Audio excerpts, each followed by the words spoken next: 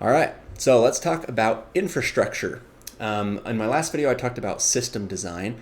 And really, once you start talking about architecture, all of the concepts are very closely related, and you're not gonna be able to have just a system layout discussion without also talking about architecture and data design and all that stuff. They're all very closely related. It's important to kind of go through them in the proper order and start, so that you're laying a groundwork for the next steps. But as you talk about system design, you're going to have a lot of infrastructure conversations. And once you've kind of moved on and you're just having infrastructure architecture discussions, it's going to refer back to your system design quite a bit. And like we talked about with the system design, once you start having like microservices and start laying things out, you're looking at all these different resources that need to be set up somewhere. They need infrastructure. This queue needs to live somewhere. It needs a server that it can run on. So this database needs to live somewhere. So those are some things to think about. And I've been part of some of these discussions, but I've never set the infrastructure up myself. I've done it for personal projects, but never at a large scale. So I'm not going to do any kind of demo walking you through like Terraform or Kubernetes setup type stuff. But I will just mention those, those are two good options. You can have Terraform. So let's say that you decide you need to set up a new server. So you go and you set up your main app server, and then how are you going to set up this next server and the next server and these queues? Do you have to manually go in and provision the server every time, or are you going to have some code that does it for you, right? And so once you start looking at having infrastructure as code instead of setting it up yourself, then you're looking at there's more tools than Terraform, but that's the one that I've seen used most. Where you basically give it like a .yaml file that says, here's what I want, and then it'll just go spin it up for you. AWS CloudFormation is kind of the same thing. You give it like a JSON file, and it'll just spin stuff up for you. You can actually use Terraform to provision your AWS stuff too, though. And then Kubernetes is, you Dockerize your server so that it can, I don't want to get too deep into the weeds there, but your steps to here's how you set up and spin up this server code, and then that's just a set of instructions. It's Dockerized. It's a container that Kubernetes can then, you can tell Kubernetes it can act as your load balancer, and it can spin up new services for you and take them down when they're not being used. And you can use that with Terraform and get a lot of really cool stuff going on.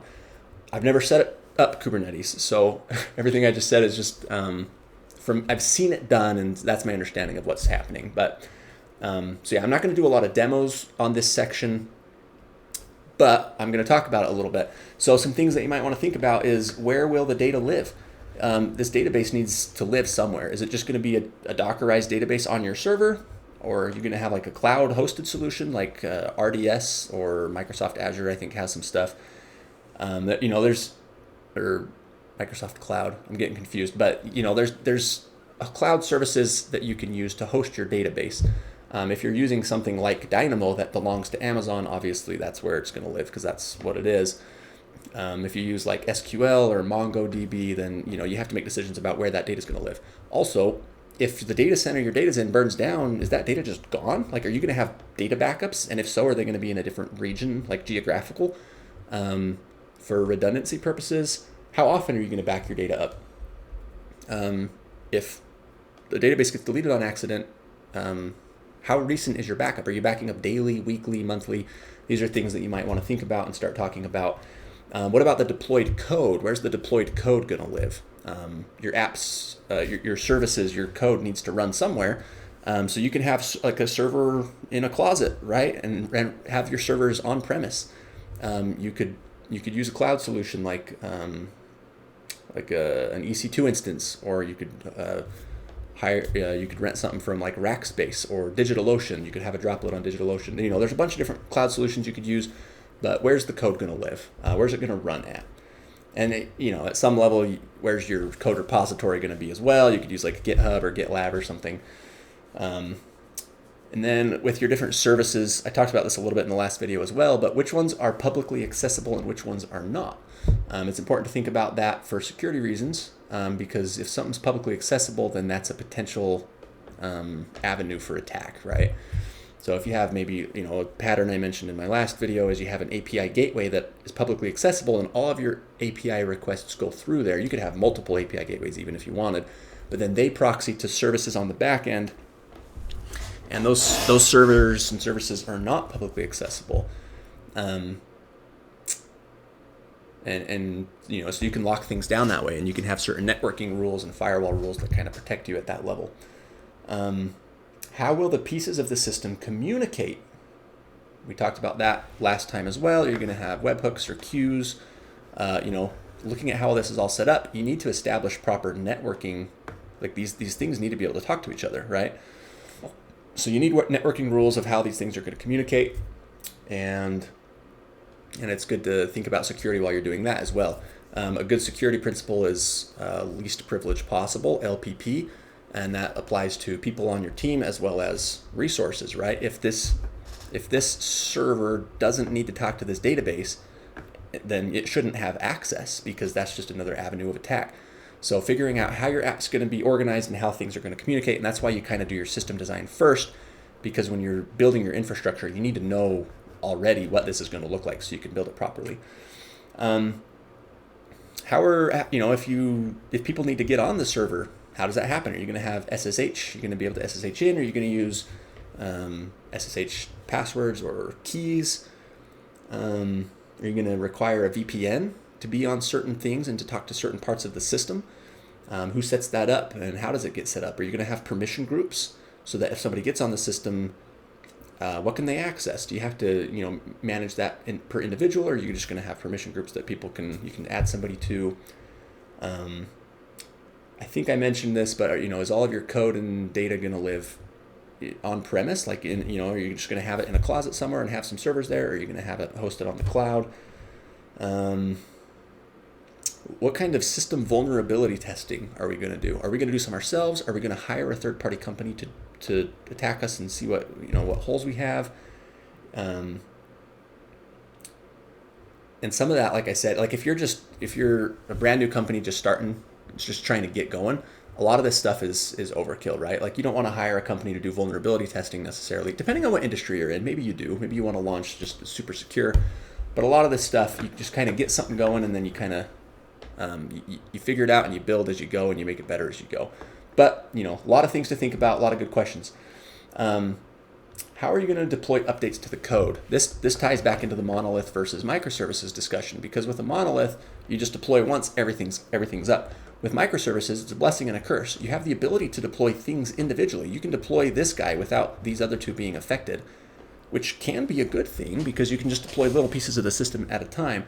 But it can be harmful because if you have code updates to both of these, and those updates assume that the other service has already been updated so that they can talk to each other properly, those updates need to go out at the same time. And if you forget, then you've sent some code that's going to break, it's going to be buggy, you're going to spend an hour trying to figure out what's going on and realize, oh, I should have deployed this other service at the same time.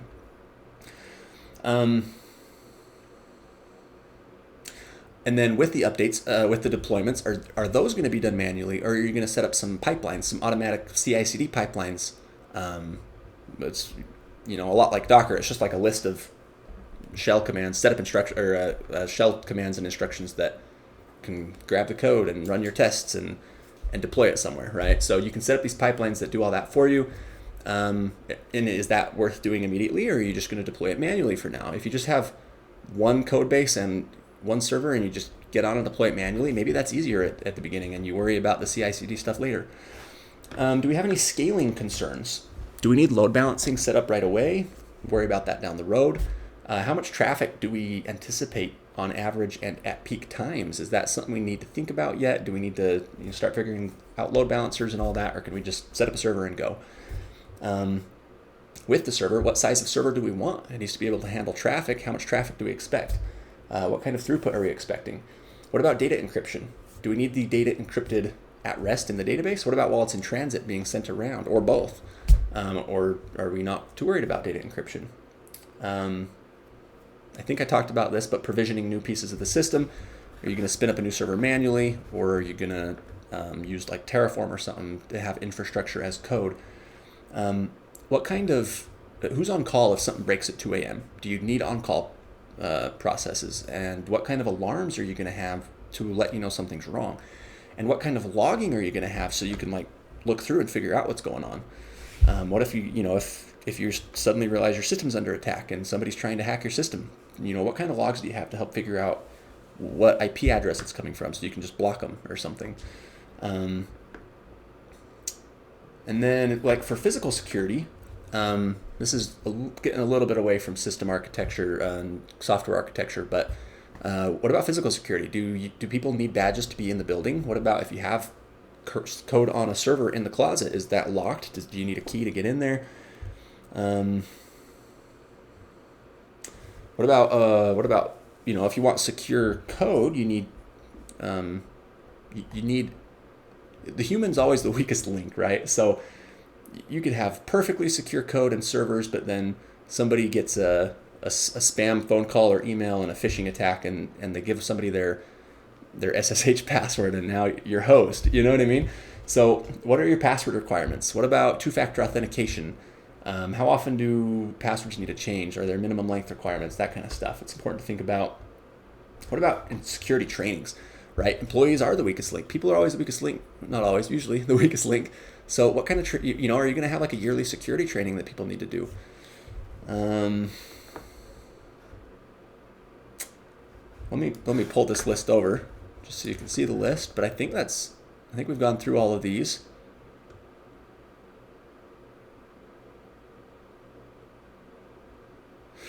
So, those are maybe not all the things to think about, but those are quite a few things you can think about when you're looking at architecture for infrastructure, IT, and security.